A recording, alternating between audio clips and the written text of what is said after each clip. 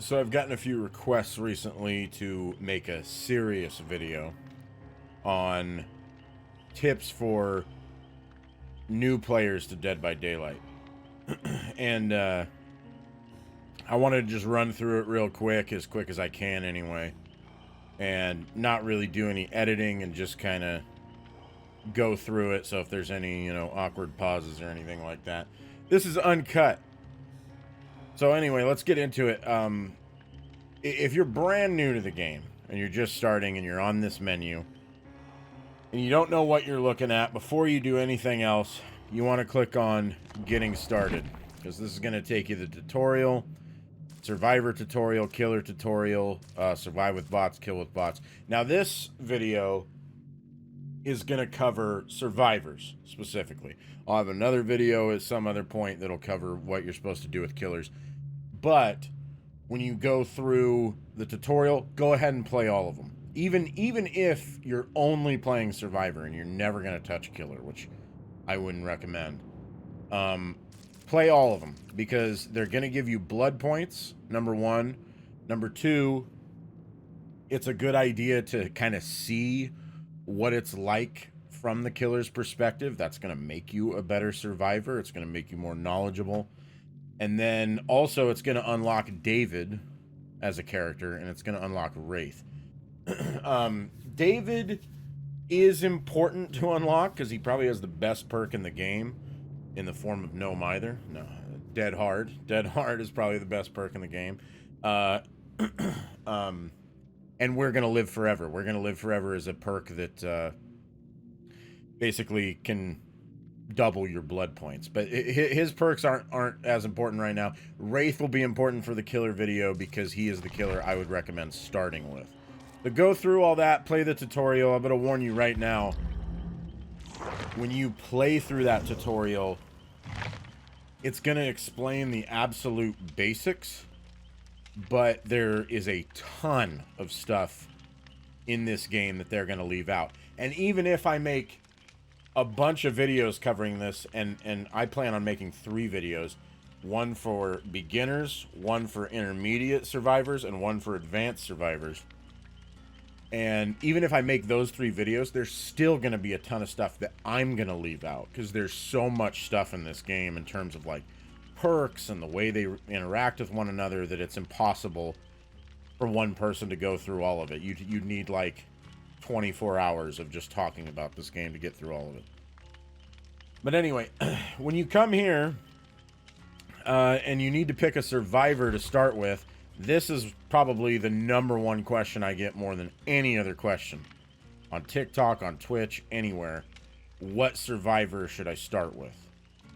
Well, to start, you're going to have the original 4: Dwight, Meg, Claudette, Jake, and then you should also have David as a result of completing the tutorial. So out of those 5, I would actually say you should start with Meg. Now, some people might be like, well, why not Dwight? Why not Claudette? Why not Jake? They're fine, but I think that all of them have useful perks in one way or another. But I think Meg is the best, and I'll get into why I think she's the best. I'm not going to get too much into why not to pick these 4, the other 4. But we'll just start with Meg and go over why you should pick her.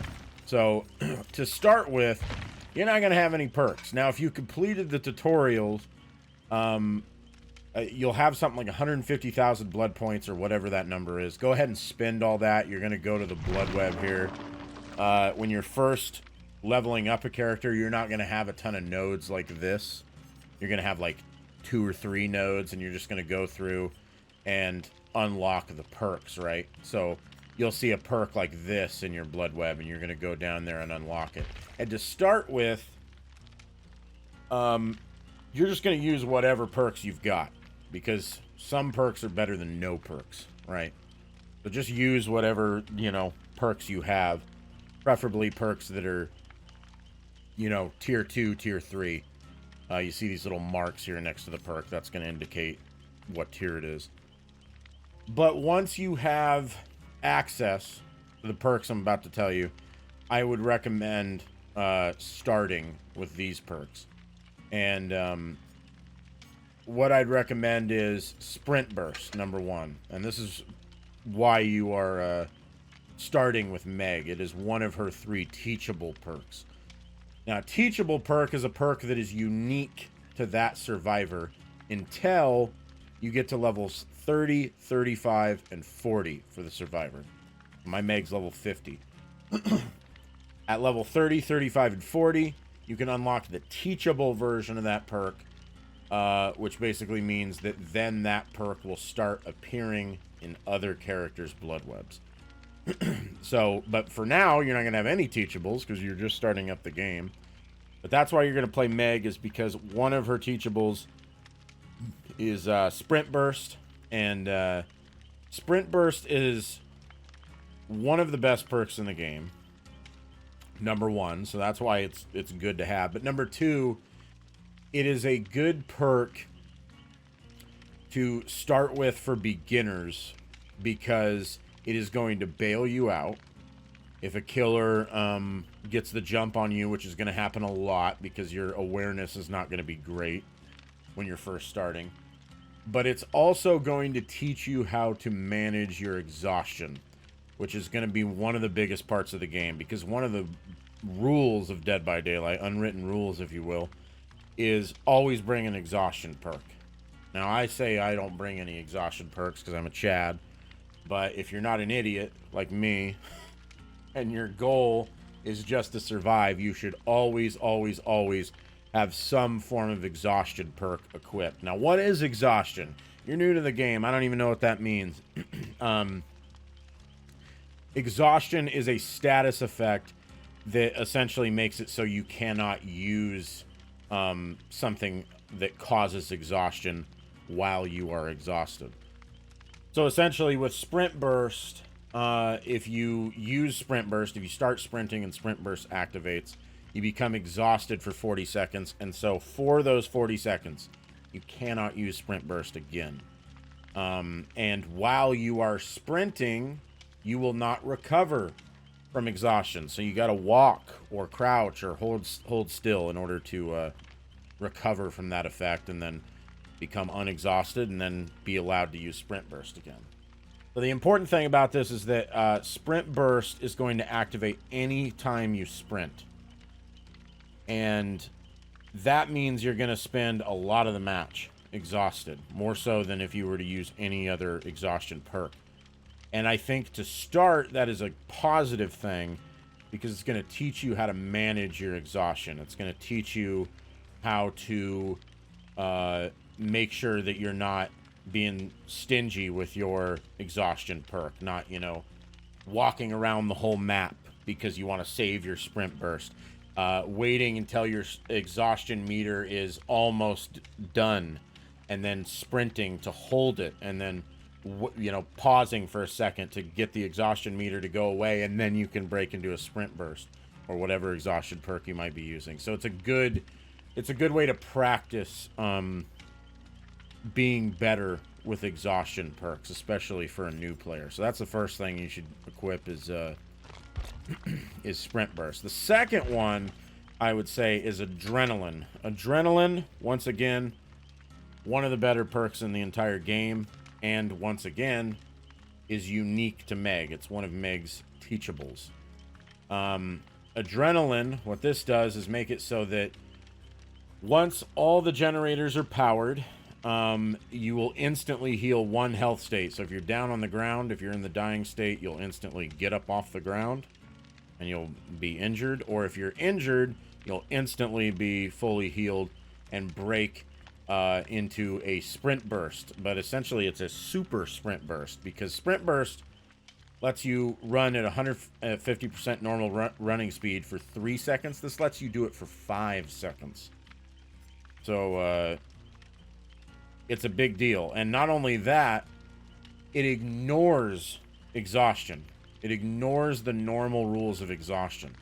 So if you break into a Sprint Burst and you're exhausted, and then all of a sudden the last gen pops, Adrenaline will activate and you'll go into another super Sprint Burst. immediately, even if you just got exhausted. So adrenaline is an excellent perk to just essentially bail you out if you're a new player. A lot of new players are probably going to have a tendency to not be as efficient when it comes to healing themselves. So adrenaline's an excellent perk to bail yourself out at the end of games. So I'd highly recommend adrenaline. So then the other two are going to be perks that aren't teachables. Just perks that are in like the basic perk pool that any survivor has access to. Now this is kind of operating under the assumption that you're going to be queuing up by yourself, that you're not going to have any teammates with you, and if that is the case, then I would recommend bringing Kindred as your third perk. Kindred is an unbelievable perk for solo queue. It gives you so much information, and what it does is whenever one of your teammates is hooked, it's going to show you the aura of the killer when they're near the hook and the auras of all of your teammates. And if you get hooked, it's going to give all that information I just told you to all of your teammates. So that's huge. And not only will it ensure that you are more efficient when one of your teammates gets hooked, so you can see, okay, is anybody else going for the unhook? Should I go for the unhook? It also ensures that you know your survival rate is going to go way up because all your teammates are going to have that information, and it's going to make them way more efficient and much more likely to successfully save you and unhook you. So Kindred, huge to start with. Kindred's one of the big ones. And then the last one, you have a little flexibility here. There's a few different options that are not bad. But we won't get too much into that. I'll just tell you what my choice is, which is Spine Chill. Spine Chill is a perk that is excellent for newer players, but is not a perk that I would recommend having if you have a lot of experience with the game. Some people, might be watching this, what about the vault speed build? You're a beginner, don't worry about the vault speed build. That's a whole different subject altogether. Spine Chill, as it is right now, is going to be used as a means to let you know when the killer is looking in your direction. So, just like it says, when the killer is looking in your direction and standing within 36 meters, which is a considerable distance, you're going to know they're coming from quite a ways away. Your perk icon will light up and let you know that the killer is looking your direction. And then also, when Spine Chill is active, skill check trigger odds are increased by 10% and success zones reduced by 10%. And it also gives you a percentage bonus that goes up with each tier that lets you do things like repairing, sabotaging, healing, unhooking, vaulting, cleansing, opening gates, and unlocking. The speed of all that stuff will increase with each tier while Spine Chill is active. But the big thing that you're going to be using it for is the notification that lets you know when the killer's looking your direction. Because when you're first starting, you're going to be focusing on so many other things. You're going to be focusing on hitting skill checks. You're going to be focusing on figuring out where you are on the maps because you don't know anything about the maps. The Spine Chill is an excellent perk to kind of increase your awareness and let you know when the killer is coming your direction. So these are the 4 perks I'd say you should use right here. Sprint Burst, Adrenaline, Kindred, and Spine Chill. So if there are 4 perks in this game that you should start with as a new player, I think these are the 4 right here. So then you're going to hop into your very first match. Now there's a lot of different things, a ton of different things that happen right off the bat at the beginning of the match. There could be a bunch of perks and different things that activate. You're going to have no clue what they do. That's something that we'll get into in a future video. For now, you just want to focus on the absolute basics of the game. So you spawn into the map. what is the first thing you want to do? You want to go hop on a generator. And that is the number one piece of advice I could ever give a new player. Do gens, do gens, do gens. If you are not actively being chased, you need to be doing a generator. So, you know, as soon as the match starts, what I would recommend, especially if you're using sprint burst, look around you. If there is a generator very close to you, go ahead and walk to it so you can save sprint burst and start working on that gen. However, if there is no gen in sight, there's no gen particularly close, go ahead and sprint and use sprint burst right now, because the last thing you want to do is spend the whole match walking around the whole map. You definitely don't want to do that, and it's not worth saving sprint burst because you're going to waste so much time walking instead of running that it's going to negate the benefit that you're going to get from the sprint burst. So just go ahead and sprint if you don't see a generator nearby. But the point is, go find a gen, get on it, start repairing it right away. So once you've done that, you know, look around, constantly be looking in areas to make sure that the killer's not coming. And let's assume now that you're on the gen and now the killer's coming your direction. Spine chill went off. You hear the heartbeat, you hear the terror radius, you see the killer, they're coming at you. So then what you want to do is initiate a chase. Now, to start with, you want to approach chases normally, which would mean you want to just find the nearest pallet, the nearest window, and just loop around it like normal. Now, there's another thing that we'll get into later, which has to do with a different sort of strategy that has sort of developed with the meta of this game.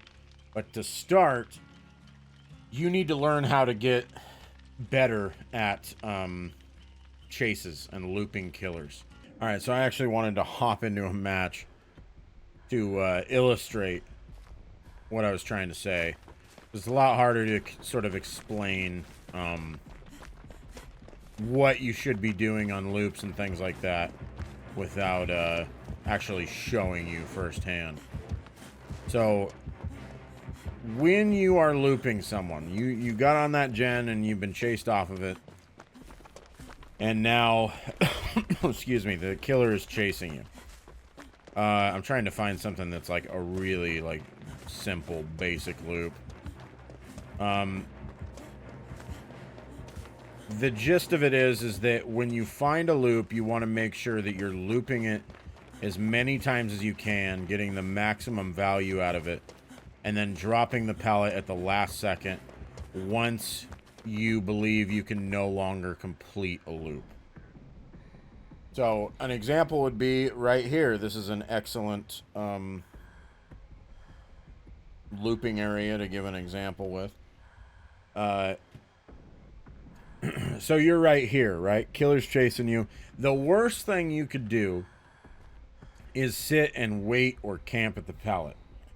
And as soon as they get here, you drop the pallet and try to stun them, or just in general try to, you know, get them to back off. That's terrible because you have now wasted a potential, you know, 10 plus seconds of looping that you could have gotten out of this killer. What you want to do instead is, say the killer's right here and you run here, you want to do this. You want to try to loop around this. And then once you've looped it a few times, let's say now they're right on your butt, then you're going to drop the pallet. All right, you're going to get as many loops out of it as you can. Or maybe even you reach this point and they're still a little ways behind you. Let's say the killer's like, they're right here. So they're not really going to hit you quite yet right here. But you know that you're not going to be able to complete another loop without them catching up and hitting you.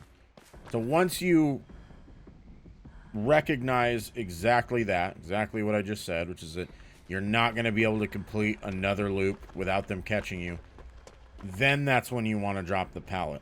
Now, when you're looping something like this, there's a few things you want to do. Number one, you want to try to stay as tight as possible to the environment. Because the tighter you are to it, the faster you're going to be able to take this loop. And in some cases, if the killer doesn't take the loop tight enough, it's going to take them longer to catch up to you, and you'll get more value out of this loop and more loops out of the loop. Another thing that you really want to do is keep your eyes on the killer at all times. You'll have a tendency as a new player to constantly be looking forward. You're going to want to break out of that habit as quickly as possible. Instead of looking forward, you're going to want to constantly be looking behind you, to the side, whatever, and just keep your eyes on the killer. And a big reason you're going to do that is because killers are going to have a tendency to change direction and try to mind game you. So it's possible, especially with newer killers, which is what you're going to be facing a lot when you're a newer survivor. They're going to try to, you know, double back, go back and forth. And you need to match their movements. So if they, you know, if you're looping this way and then they change direction, you want to make sure you change direction. They change direction, you change direction.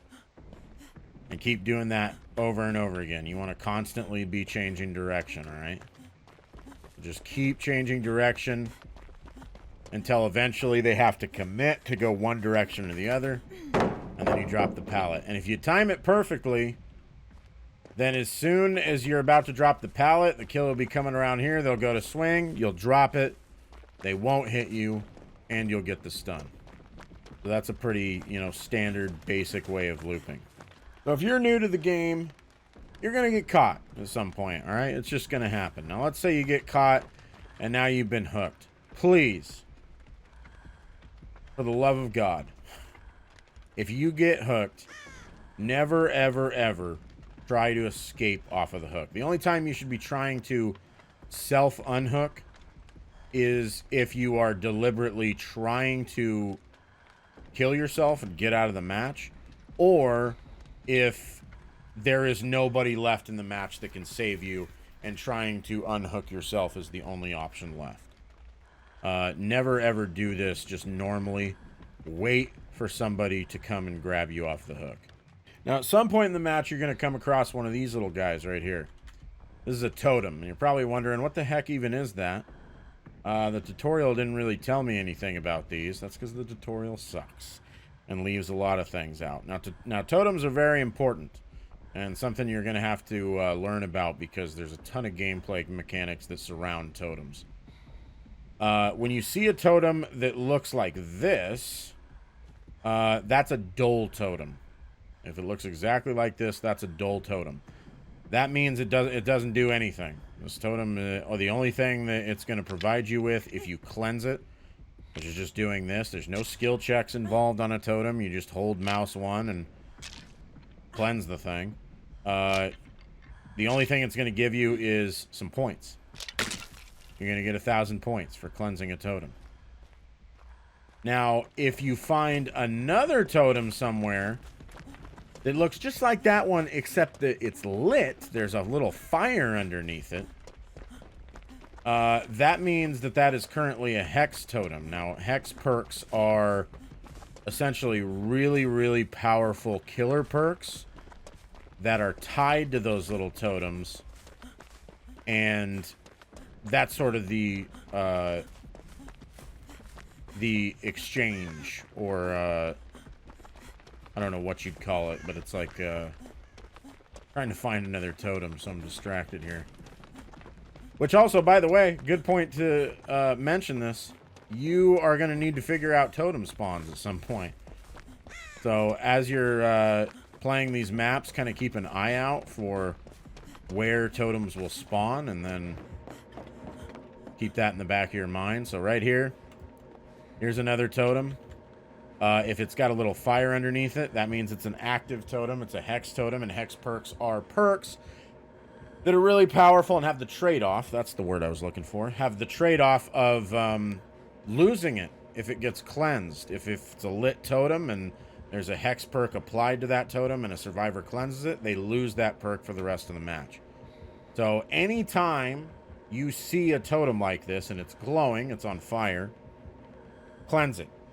The rule of thumb with survivors is if it glows, it goes. Now, there's a lot of things that can be tied to this perk, including a perk, that can be tied to totems, including a perk that has a negative effect, which is called Haunted Ground. But we don't need to get into that stuff. Don't worry about what the perk is, what it entails. If it glows, it goes. Cleanse it. Get it out of there. That's the only thing that really matters when you're just starting out. Now, as far as dull totems go, you don't really need to cleanse dull totems. The one thing that you are going to need to cleanse dull totems for, once again, is a perk called No One Escapes Death, which is essentially a perk that activates on any dull totem still left in the map and allows the killer to one-hit down you, among other things.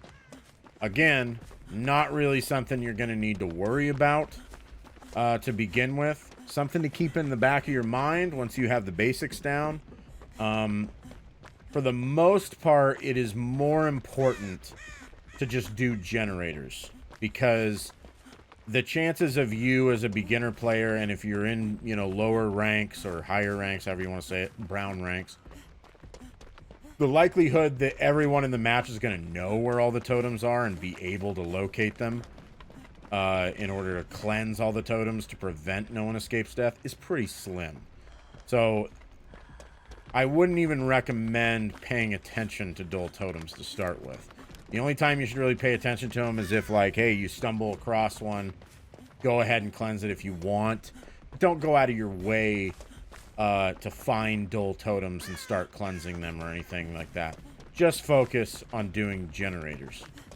So then, let's say the match goes south. Let's say things don't go the way you want it to, and now you're the last one left in the match. You're going to look for the hatch. You've probably already seen the hatch in the tutorial. But just to give you a reminder, that's what it sounds like. You hear that? And it's going to get louder and louder the closer you get to it. Now, the killer can close the hatch. And if they close the hatch, the endgame collapse starts immediately. And you cannot open this back up unless you have a key. So if you get to the point where the hatch is open, you're going to run around the map and look for it and try to find it as quickly as you can before the killer does. So then, once all the generators are complete, there's a few different things you want to do. Well, first of all, you're going to go find a gate. And once all the gens are complete, it's going to temporarily show you the outlines of the 2 exit gates that are in the match. Make sure you're paying attention when that happens, because it's not going to show you that again. It's only going to show you for like a few seconds. And you need to keep that in mind and, jot that down. So especially, say you're in the middle of a chase, when the last generator is powered, you're going to need to know where those gates are, so that if somebody comes and rescues you off of a hook, you know where you need to run to in order to get out. So anyway, once you find the gate, you're going to go ahead and, hold mouse 1 on it, open it, just like you did in the tutorial. And actually what you want to do, I said open it, but you don't want to do that. Anytime that you are not sure where your teammates are, if all 4 of your teammates, or all 3 of your teammates, all 4 of you collectively, are not at the gate right now, do not open it. You're gonna open it and get that meter full to 99%. Leave a tiny little sliver left without opening the gate. And there's 2 main reasons that you want to do that. The first and the most obvious is you don't want to start the endgame collapse yet, which is that big timer at the top of your screen. And when that timer expires, you're automatically killed. You don't want to start that yet, because you never know what's going to happen. It could very well be that, it's going to take you a long time to go back into the match and rescue one of your teammates. Maybe something happens, like the killer downs multiple teammates, and then the whole thing turns into a cluster. And, man, crows really appear fast, don't they? and it's going to take you a long time to get everybody out and try to pull off some rescues, and so you don't want to start that timer yet if you don't have to. That's the main reason. The second reason is, and I know that we don't talk about or want to talk about perks a lot, but the biggest reason is a perk called Blood Warden. Blood Warden is a perk that when the exit gate is open, if the killer hooks somebody, it's going to block the gates for quite a few seconds. It's going to block you from leaving. And so in this scenario, there's no real reason not to 99 the gate. Say you know that one of your teammates is in a chase as you're opening the gates. In that case, let's say your teammate is on death hook. They've already been hooked twice. If they get hooked a third time, they're going to be dead and eliminated from the match. There is no reason not to 99% the gate. Wait for them to get downed, hooked, then open it. Because you could always run the risk that one of your teammates is somewhere else in the map and they're not ready to get out yet. You open the gate, then that person who's dead anyway gets hooked, and now you can't leave, or your teammates can't leave, and now they get killed and sacrificed. You don't want to do that. You want to make sure that you 99 the gate and wait until they get hooked. Now, this is probably something that belongs more in the intermediate type video. You don't always want to 99% the gate. There are scenarios where you probably just want to open the thing. If for some reason you think your teammates are in trouble and like you're not going to be able to hang near the gate in order to open it for them, go ahead and open it. You know, like one of the things you don't want to do is 99 it. And then you have your teammate coming in from over here and they're, oh man, I'd make it if the gate was open. But now they have to stop, tap this to get it open, and the killer catches up and down them. You don't want to be the person who causes that to happen. So that's something that's going to come with time. It's going to come with practice. There's a million different scenarios where it would be appropriate to 99% the gate. And there's a million different scenarios where it would be appropriate to just open it. That's something that's going to just take a little practice. But for the most part, you want to 99% the gate. Make sure all your teammates are safe and ready to get out. And then go ahead and open it and escape. Now, the last thing I want to talk about before the end of this video. One of the biggest questions I get is any tips for ranking up. So for ranking up, you're going to have 4 different categories. And that's Lightbringer, Unbroken, Benevolent, and Evader. These 4 different categories are, you know, your different varied objectives or things you can do throughout the match. Now, if you really want to get into it, you can go through and, you know, go to like the Dead by Daylight wiki, like when I'm on here, and read exactly what gives points and what to do and what not to do, what to avoid rather, in order to get all these points. And then you also have different you know, rarities for each emblem. There's bronze, silver, gold, and iridescent. You want to shoot for iridescent, but that's really difficult. At least try to get gold if you can. So when people ask me any tips for ranking up, the general sort of thing that you want to shoot for in any given match is you want to repair 1 generator. That should be one of your goals. Repair 1 generator. You want to try to survive, but surviving is actually, I don't think it is necessarily a must. As it says here, the emblem quality is based on the amount of time you're alive if you die. So the main thing you want to do is just try to stay alive as long as you can. So if you do die, try to make sure that it's at the end of the match, which is where that looping the killer and stuff comes in. So you want to make sure you get at least 1 generator done. You want to stay alive as long as possible. And the third one is you want to safely unhook at least one of your teammates. That's what you should be aiming for. If one of your teammates gets hooked, you want to unhook them and make sure it's a safe unhook, which means they don't go down immediately after unhooking them. which is not downed within 10 seconds of unhooking them. And boldness is going to have to do with being in a chase and things like that. So I would say what you want to do for a given match, what I would say is complete one generator, unhook one teammate, cleanse one totem, whether it's dull or lit, doesn't matter, get into one chase. And in that chase, you want to try to stay alive as long as possible. And obviously, the fifth one would be stay alive as long as you can in the overall match. But with the chase, you want to be in the chase as long as you can without getting downed, which is where that getting better at looping stuff comes in. Making sure that, you know, get pallet stuns if you can. Don't camp the pallet. Make sure you drop it last second. But you want to stay in that chase for as long as you can. So those are kind of the 5 things that you want to try to do in any given match if you want to keep ranking up.